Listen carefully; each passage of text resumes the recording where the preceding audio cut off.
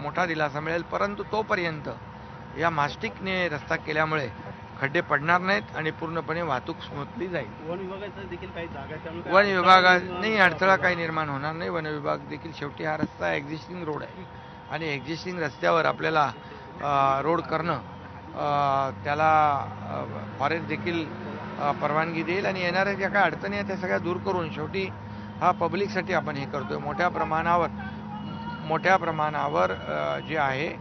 इथं वाहतूक कोंडी होते आहे आणि म्हणून याला प्रायोरिटी आपण देतोय की हा रस्ता चांगल्या क्वालिटीचा करायचा. असं काही दिवसांपूर्वी ज्यावेळी मे महिन्याचं त्याच वेळी रस्त्याचं काम करण्यात आलेलं होतं, मात्र आता पुन्हा 2 महिन्याचं पुन्हा काम नाही, हा रस्ता वारंवार याच्यावर दुरुस्ती झालेली आहे, परंतु या ठिकाणी हा जो एवढा पॅच जो आहे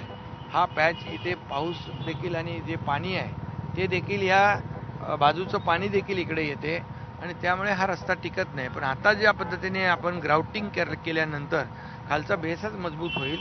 आणि त्यानंतर तो DBM होईल, म्हणजे त्याच्यावर डांबर मारलं जाईल आणि लास्टला त्याच्यावर मास्टिकने केलं तर मग